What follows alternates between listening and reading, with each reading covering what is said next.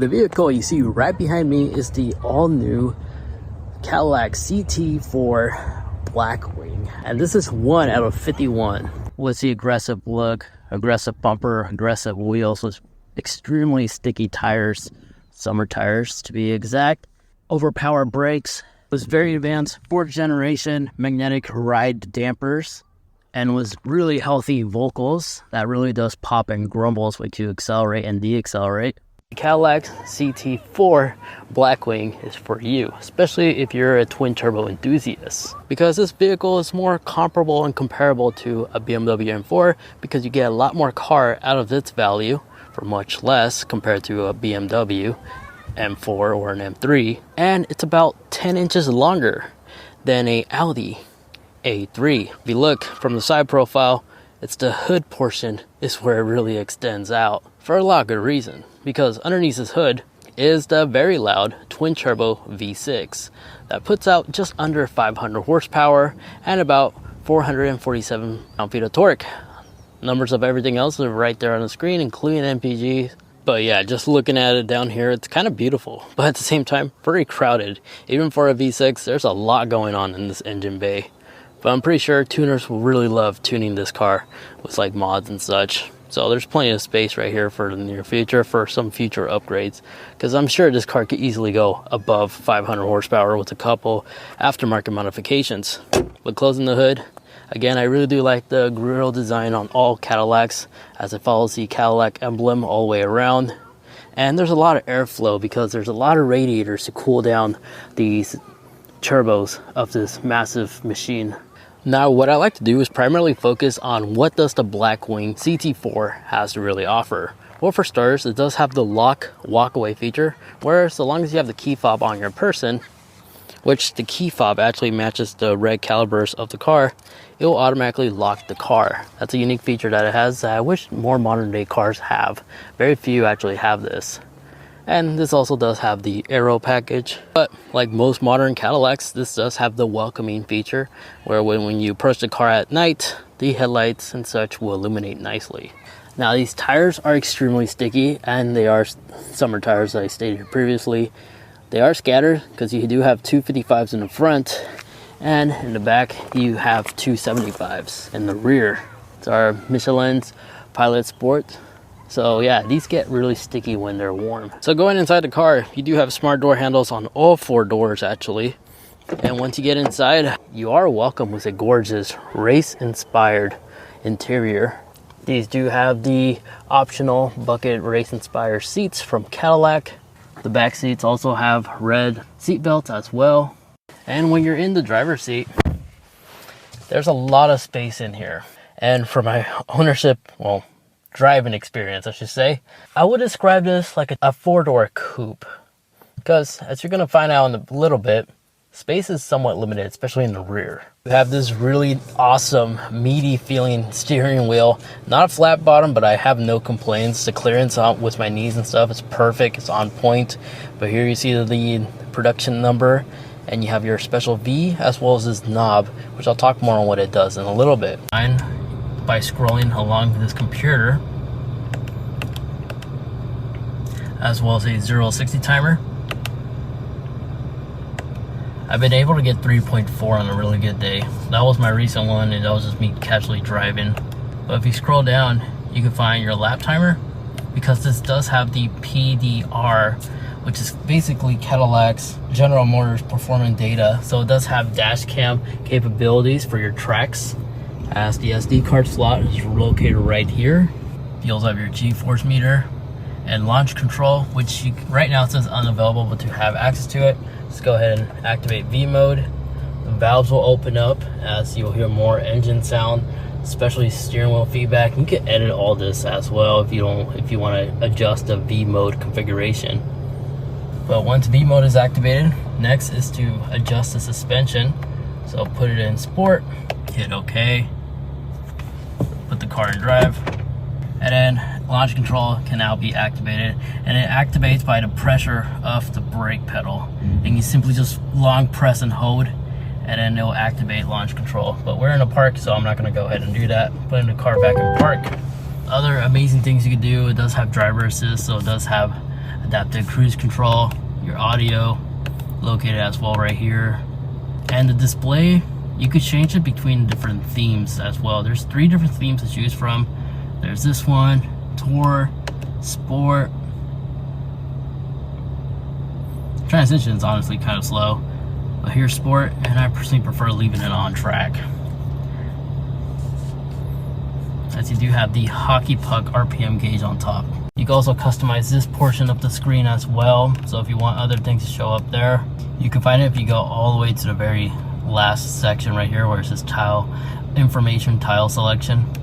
You can switch between coolant, temperature, engine boost, fuel economy, oil pressure, and etc. They're kind of grayed out because you can only have 4 at the same time, but that would give you an idea of what you could customize here. In terms of steering wheel control, you do have heated steering wheel, forward collision warning. You can adjust the gap for your adaptive cruise control.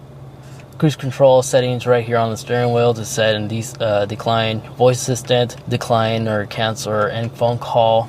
Music media control right here. And then this little knob is where you'll be finding your magnetic suspension settings.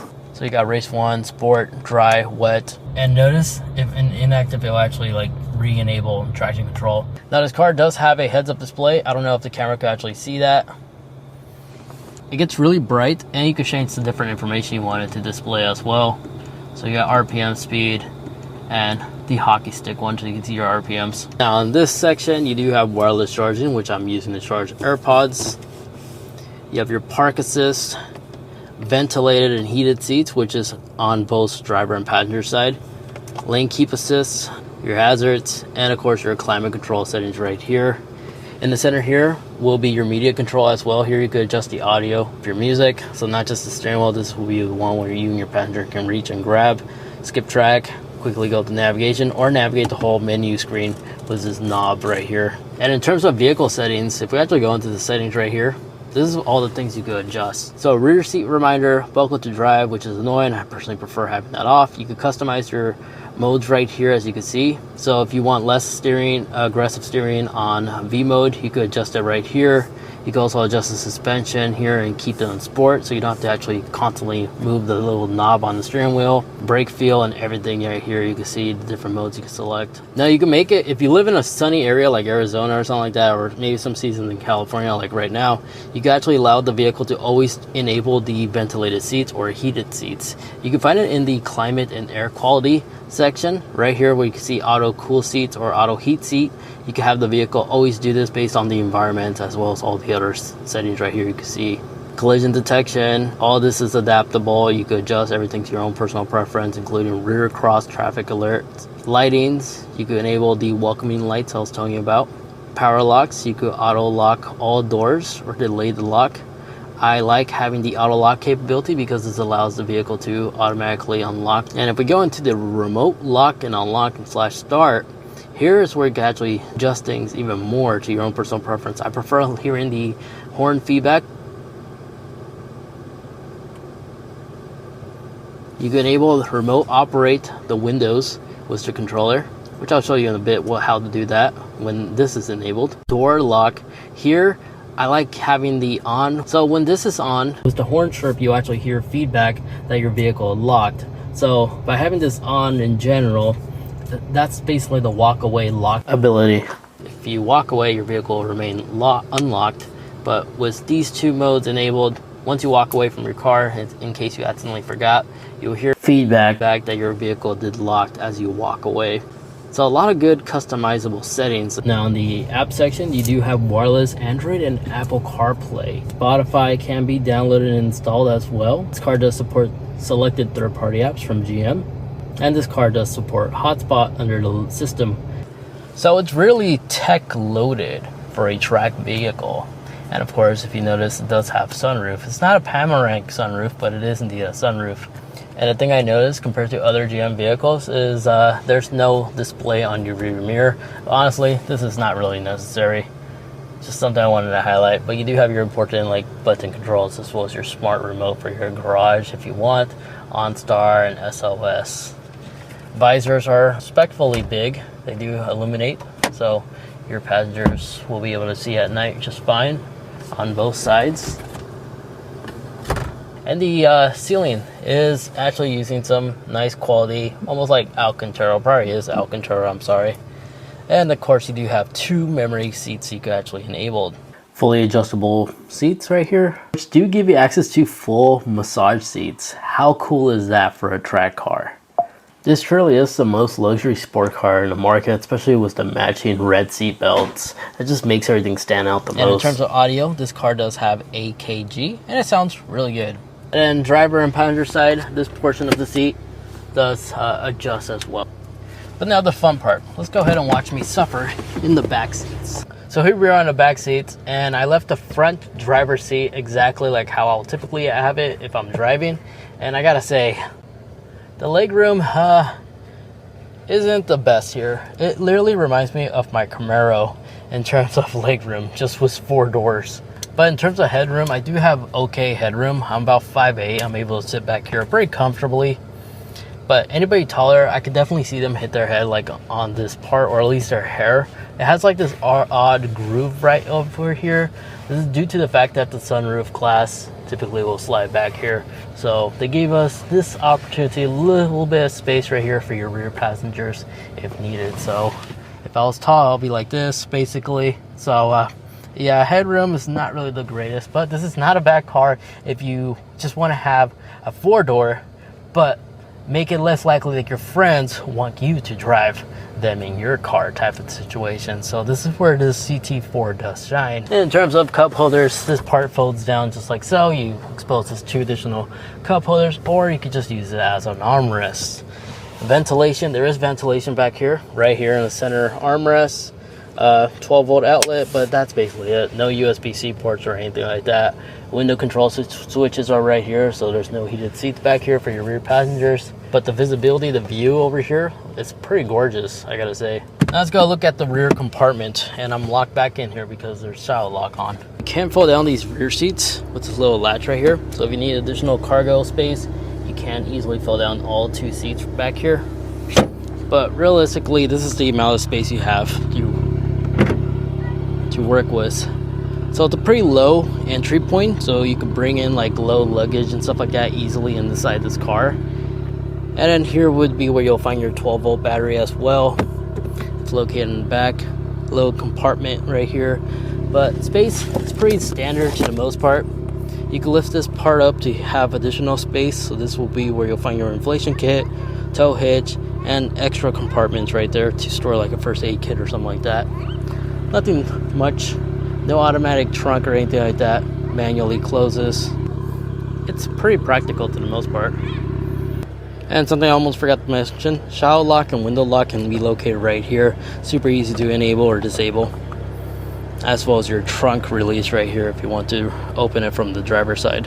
Unfortunately, there's no like 360 camera, because when we put it in reverse, this is what we have right here. Your standard lines or no line rear view camera, rear camera, which the resolution isn't terrible, that's for sure. It's pretty clean. Just have the feedback on the seats. Just something I wanted to point out. But to be honest, visibility wasn't really an issue in this car, especially since you have all the important stuff like blind spot monitoring and such. So this is okay, even though it has this type of backup camera. But this car does have sonar sensors that'll pop up right here on the little screen as soon as you get close to an object. Then your other mode selector will be located right here. And you have a variety of different modes to select from. You have race, race 2, sport, dry, wet, and etc. So it's kind of interesting. You can find your performance traction located right here, as well as right here on the steering wheel. Now to get the remote to roll down your windows feature to work, you simply just hold on the lock button and just hold it down for about 4 seconds. And there you have it. All 4 windows simply roll down. Now to get back up, unfortunately you manually go in the car and roll them up. And if you go down, you can actually find lane lock as an option you can actually enable to give you a nice little burnout. Perfect for drag strips, as it will lock the front 2 wheels. But now with all the tech and features and stuff like that out of the way, let's talk about how it drives.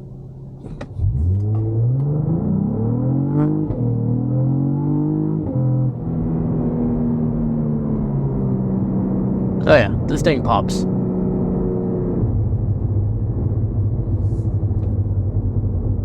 Yeah, when you put your foot on off the throttle, it makes these aggressive like rumbles.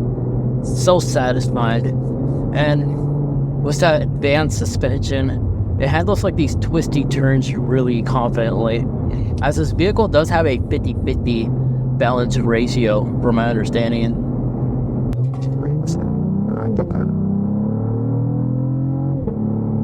So satisfying to accelerate in this car, I gotta say. But it does ride rough, which is a good thing, because as car enthusiasts, I love this. I love feeling like the road feedback. It allows me to know what's going on, take control when necessary, instead of just floating along. But it's all personal preference, of course. But if you expect it to drive like a Cadillac, the Blackwing does not, unfortunately. But this is the reality. This is what you're expecting. If you do a lot of auto crossing, you're really gonna love the way this thing handles.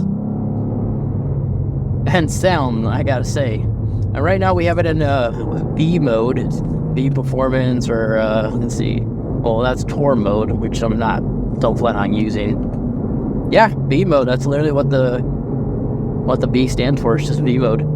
So everything is maxed out aside from the suspension because we're not on the track. But traction control is disabled, and again, I'm driving really confidently thanks to those amazing tires that it comes with. Now, these tires are expensive, so don't get me wrong, but compared to like Camaro or something with like bigger wheels and stuff like that, the price for these should be more reasonable, so they're not going to be ridiculously expensive. But don't expect to get a lot of mileage out of these very sticky tires. So with that said, basically the CT4 is really truly an enjoyable, enthusiast focused cars. And again, if you do a lot of auto crossing, or you just find yourself naturally taking your daily driver on the racetrack, the CT4 Blackwing may be the perfect car for you. But again, legroom back there is not really the greatest. So the best way I'll describe it, it's basically a 4-door coupe, but it definitely does have the power of like a Z01 or another muscle car. It's fun. But there you guys have it. Hopefully you guys enjoyed. If you did, like, subscribe, all that good stuff. I really appreciate those. And if you'd like to watch more, check out this video over here, as that's a similar vehicle that I reviewed that you might actually like. It's quick, it's high performance, it handles great. So that's also a good alternative compared to the Blackwing. Anyways, thanks so much for watching. Take care, and I'll catch you guys in the next one. See ya.